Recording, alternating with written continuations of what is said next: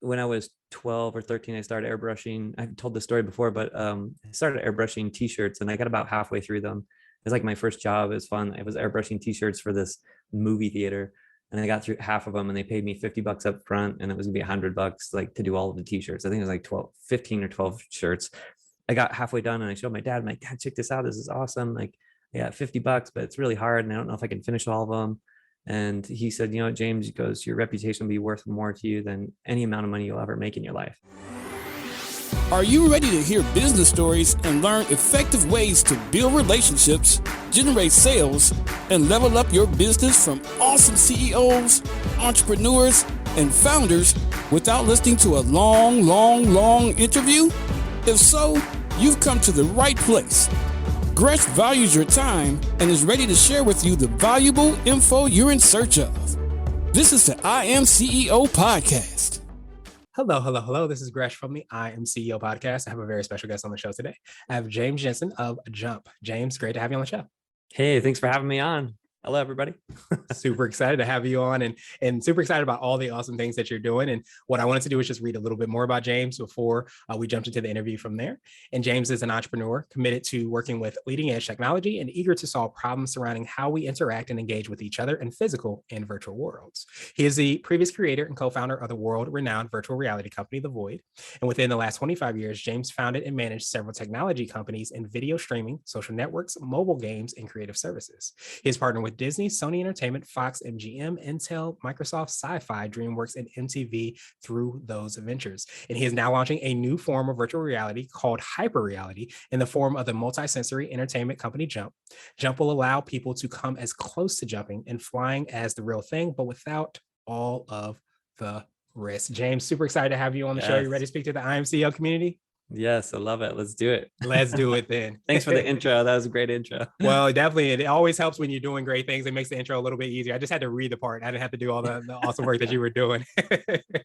So to kind of kick everything off, I wanted to rewind the clock. I know I touched on it a little bit when I read your bio and hear a little bit more on what I like to call your CEO story. We'll let you start all the awesome work you're doing. Nice. Thank you. Yes. So could you tell us, I guess, a little bit more about your CEO story? Oh yeah. Which part? Just my CEO story overall, or yeah? What do you think led you version? what led you to come here to start everything you're doing? Oh, my background actually, I was in fine arts. I actually started as a oil painter. My dad was an oil painter, and he taught me how to oil paint. And then I got into from oil painting. He was doing a lot of landscape stuff, and so my landscapes weren't as great as his. But I ended up getting into airbrushing, and I did photorealism. Started doing portraits and things like that, and I went to design school, commercial art and design, and I got into computers and fell in love with the undo button, which is really nice. That spun off into doing computer animation, visual effects, and video game programming. So over my career, I've kind of gone from a creative to owning my own creative agencies, and then finding my real passion, which was bringing things into reality that don't exist as an entrepreneur. And a lot of that started with software development, things like that. But I quickly got to a point where I wanted to use all my creative skills and the amazing people around me to build virtual reality worlds and stuff like that. And that's where The Void came from. But through those processes and the amazing relationships I created over so many years, they've really enabled me to be able to, and my team to be able to pull off some stuff that's just leading edge. And so, that the roles that have gone through the whole process, right? I was a creative, and then, kind of changed over the time as I own businesses. And, I've been a CFO, I'm not CFO, CTO, I've been a CEO, I've been, a creative director. And so, it's almost to a point now where it's like, well, I need to move past the CEO title and go to something like a chief, vision officer or something like that. I feel like that's probably where my end goal lane is finding something that's just maintaining the vision of whatever project is or what we're doing. So yeah, that's maybe a quick version. Nice. I love that. And I can imagine, and I don't want to put words in your mouth, but do you feel like being able to have that kind of foundation in the creative services, that kind of a creative industry allow you to kind of, I guess, create these new realities that you're doing now? Absolutely. Going through that process, I think it's helped me actually be a lot better of a business owner and a leader is being in the trenches for so long. I understand, when I talk to an engineer or I talk to a developer, I ask them to do things. I know roughly now what it takes to do those types of things. And so I can relate to, the timelines and the pressures that are being put on them. And so I can relate to that. And I think that helps me, be a better leader. And so absolutely that's been part of my path. And that's why I think there's a lot of creatives and engineers around me that trust me when I ask them to do things, because I've been there before. And it's been a while since I've actually written any code for a video game, but I remember that and I know what it's like. Yeah. I know I touched on a little bit about, jumping. You did as well too. Could you take us through a little bit more on what you're doing there and how you're making an impact there? On Jump? Jump. Mm-hmm. Yeah, Jump is it's an accumulation of everything that I've done to date, right? But it's very focused on several things. For where we're at on the technology side of things, we're on the very leading edge of everything that we're doing for virtual and what I like to call hyper real simulations, where we're including a lot of physical effects for the end user to believe what's going on. But the technology side of things has been a challenge, because we're trying to match reality as closely as possible. So we're using real-time physics and dynamics in the simulation that allow you to fly wherever you want to. We're really taking the real-time physics from when you jump and then extending that into the virtual world, and then providing effects that do that. So the engineering side of things and putting all those pieces together is pretty wild, because we have different software engineers, we have hardware guys, and all of these components have to talk to each other dynamically and automatically, and rallying the teams together to be able to have a center vision of what that is I think is one of the most important things you can do. If everybody can believe in that vision and they know what part they play, then it makes a project run really smoothly. Would you consider that to be what I like to call your secret sauce?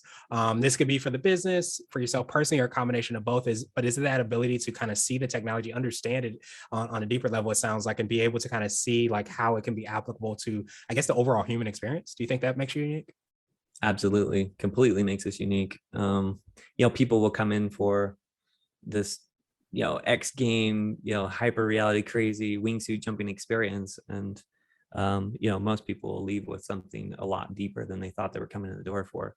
It's like, it's all the good movies that you go into for entertainment. You come out and you're like, man, that's actually a great concept, and I want to apply that to my life. It's like that on steroids, So I think that's what I hope to share with people, is at least a glimpse behind something that's a lot more meaningful than what exists out there right now. So yeah, that's the motivation for sure. Awesome. Absolutely love that. And so I wanted to switch gears a little bit, and I want to ask you for what I call a CEO hack. So this could be like an app, a book, or a habit that you have, but what's something that makes you more effective and efficient?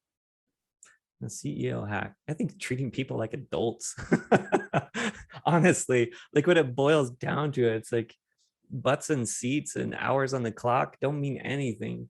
Like, honestly, like for my career, it's about having mutual respect for people and having your employees or personnel that are working with you, or your buddies, whatever it is, like agree to their timelines and then hold them accountable to it. Like, it's very simple. And if they want to party for the whole week and knock it out on a Friday, but they complete what they said they're going to do, who cares? Like, let them go do their thing. And that's even more relevant now with the whole thing that's going on in reality. Is like, you got to just trust that your people are going to do what they're going to do. And honestly, if you go down that path, I've seen that I've always said, when people come back from like a vacation or something, like my guys are working on it, come back from a vacation, or even just over the weekend, more over the weekend, they come back on a Monday and like, hey, I had this thing in my mind I was thinking about and I couldn't help it, and I just built it, and here it is. It's like, what?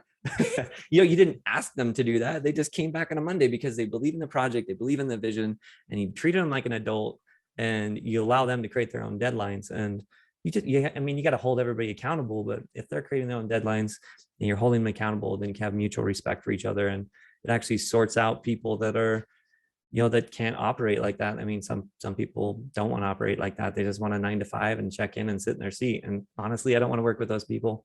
And so I wanted to ask you now for what I call a CEO nugget. So this could be a word of wisdom or piece of advice. It might be something that you would tell your younger business self if you were to hop into a time machine.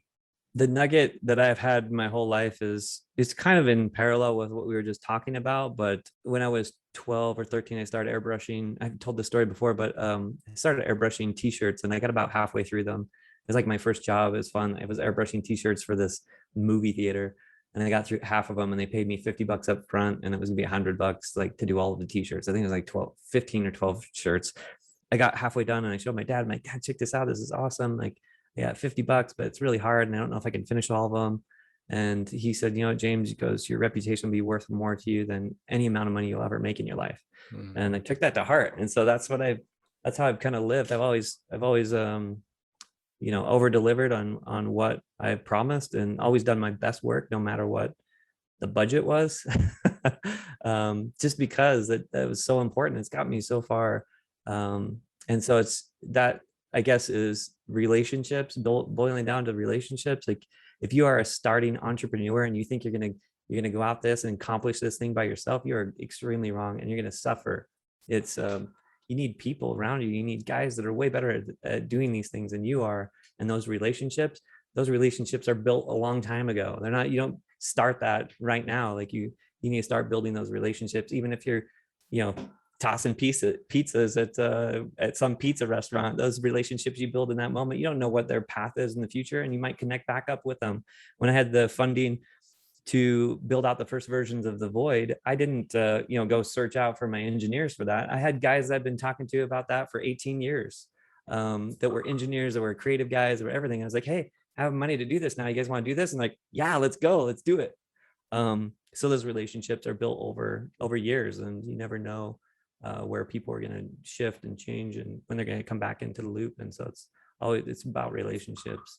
Yeah, that's probably long-winded, but it definitely hit home. I love it. And I think so many times we forget about, like, you know, life and the journey of life and the constant change of life. But I think so many times we can get stuck into, you know, our like eyes and our, you know, feed and what we're doing and how we're changing, but we don't realize that everybody around us is changing. So we never realize, like how you said so well, like the path and the journey for somebody else might lead directly into what you're doing. And you might have met each other, you know, 15 years ago, and all of a sudden you're co-founding a business, or that might be the person that's financing your latest idea. You never know. So it's so important to kind of, you know, do all things like you do one thing like you do all things, and understand those relationships that you build are kind of something that, you know, will basically be maybe your most wealthiest thing, the thing that could determine, you know, or make or break you.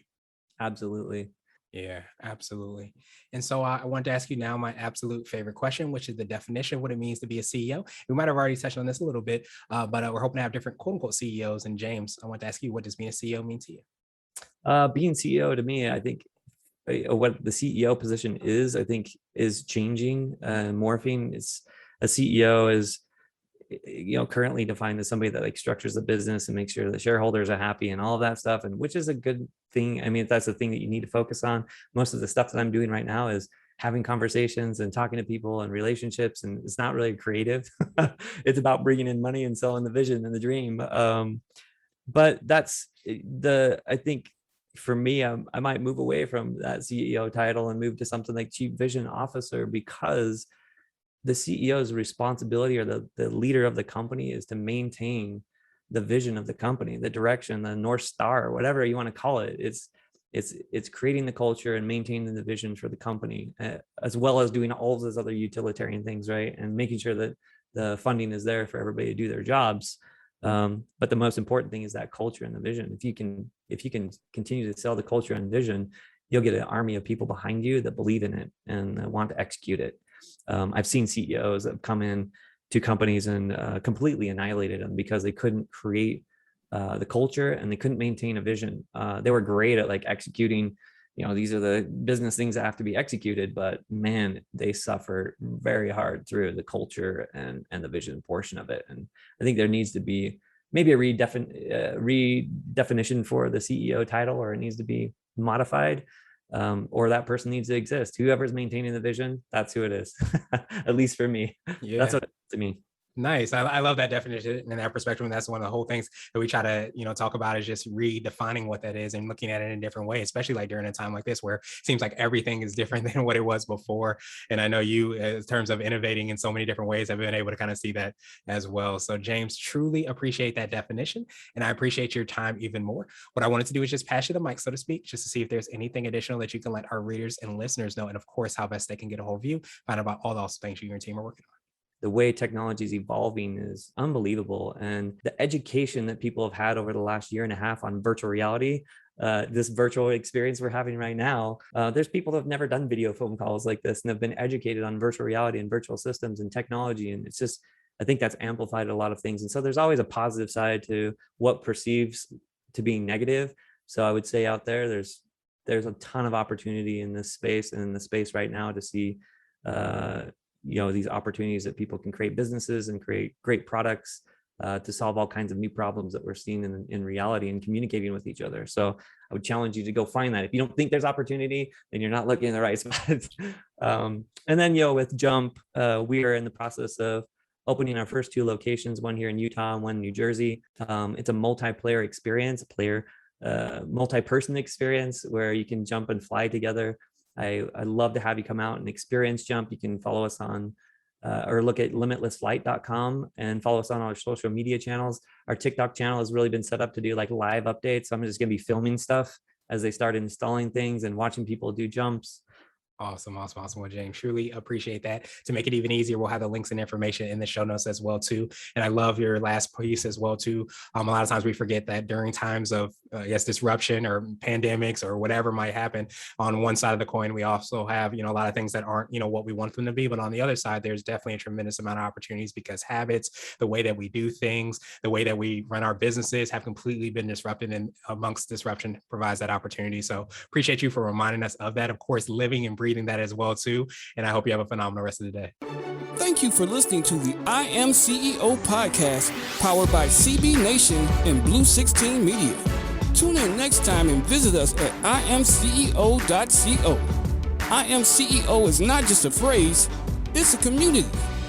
Get your driven CEO gear at ceogear.co. This has been the I Am CEO podcast with Gresham Harkless Jr. Thank you for listening.